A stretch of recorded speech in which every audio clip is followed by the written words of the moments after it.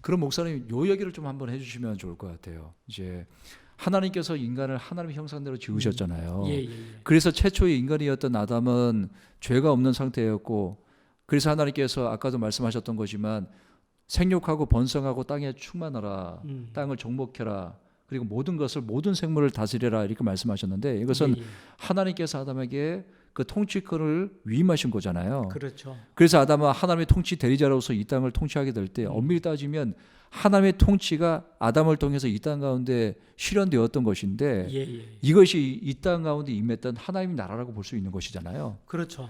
근데 이제 아담이 범죄하게 되어서 인간이 타락하게 되었고, 그래서 이제 사단이 범죄한 인간 가운데 이제 악을 행사하게 되었는데, 그래서 예수님께서 사단을 가리켜서 세상의 임금이다 이렇게 말씀하셨잖아요. 맞습니다.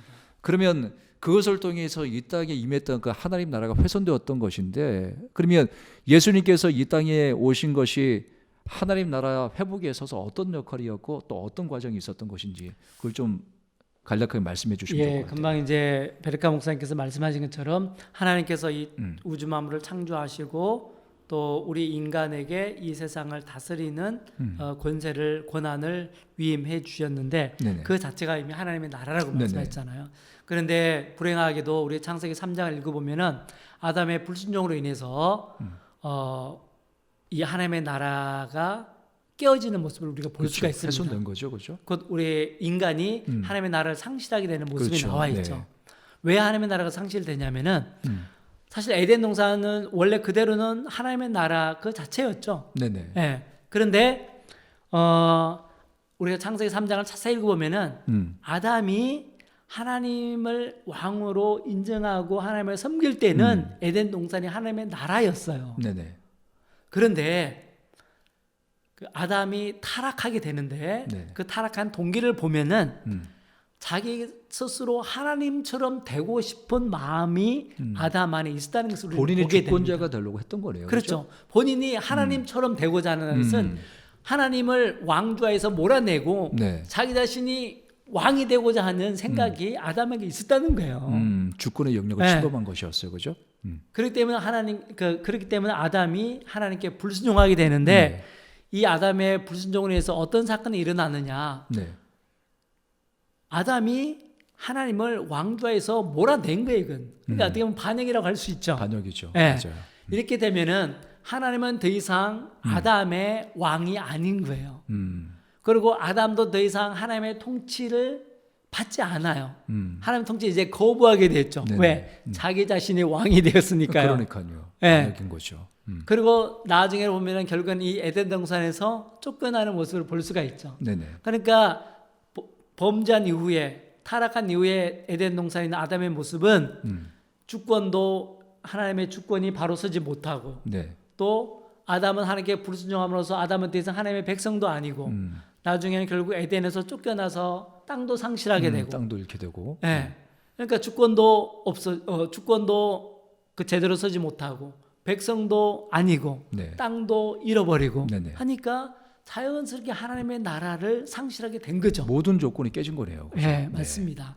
나라를 구성할 하나님의 나라를 위해서 반드시 필요한 이 세 가지 구성 요소들이 다 무너져 버린 거죠. 네네. 그런데 참 놀랍게도 하나님께서는 이렇게 하나님의 나라를 상실한 우리 인간에게 곧바로 상실하자마자 이 잃어버린 하나님의 나라를 회복시켜 주시겠다는 그런 약속을 하시고 그런 계획을 세우시는 모습을 볼 수가 있습니다. 네네. 바로 그 창세기 3장 15절에 나오는 네. 여자의 후손을 약속해 주시는 그런 네네. 모습이죠. 네. 여기서 말하는 여자의 후손, 그러니까 여자의 후손이 사단의 머리를 박살내겠다는 그런 네네. 내용이 나오잖아요. 네네. 바로 여자의 후손인 예수 그리스도를 통해서 네네. 사단의 권세를 파하겠다는 네. 하나님의 약속이죠. 네네. 그리고 이 약속은 다른 말로 하면은 하나님 나라를 다시 회복시킬 것이라는 하나님의 계획인 거죠. 네네. 맞습니다. 예, 그래서 이 계획은 단순히 여기서 여자의 후손에 대한 약속으로 끝나는 것이 아니고 이 약속은 나중에 보면은 아브라함의 약속으로 연결이 돼 나가요.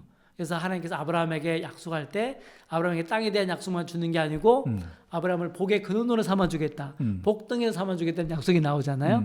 이 약속이 구체적으로 무슨 약속이냐면은 하나님께서 아브라함에게 내 씨를 통해서 천하 대직의 문을 여시겠다는 네네. 그런 약속이 나와요. 네네. 여기서 내 씨가 누구냐? 바로 아브라함의 후손으로 태어날 예수 그리스도를 얘기하는 거죠. 네네. 그리고 이 약속은 또 여기서 끝나는 게 아니고 나중에 다윗 언약으로 연결이 되고 네네. 이 다윗 언약은 예수님께서 이 땅에 오심으로써 성육신 하심으로써 이 약속이 성취가 되는 거죠. 그렇기 때문에 예수님께서 오심으로 하나님의 나라가 이미 이루어지게 된 것입니다. 아, 아멘. 맞습니다. 그래서 마태복음 12장에 보게 되면 참 특별한 어떤 장면이 나오게 되는데 예수님께서 이제 어떤 사람이 귀신 들려가지고 앞도 보지 못하고 또 말도 못하는 사람이었었는데 예수님께서 귀신을 내어주고 그 사람을 고쳤단 말이에요. 예. 주변에 이제 바리새인들이 있었는데 그들이 어떤 생각하냐면 저가 바알세불을 힘입어서 귀신을 쫓아내는 것일 것이다.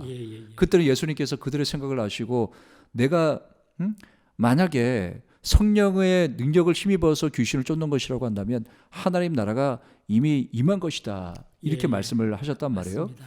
그래서 이것은 예수 그리스도의 오심을 통해서 또 십자가의 승리를 통해서 마귀의 일을 멸하셨고 그리고 이제 부활하여 승천하심을 통해서 성령께서 우리 가운데 오시게 되었는데 오셔서 그냥 한 곳에 머물렀던 것이 아니라 예수 그리스도를 믿게 된 모든 자들 그들 안에 거하시게 되었던 것이잖아요. 그렇죠.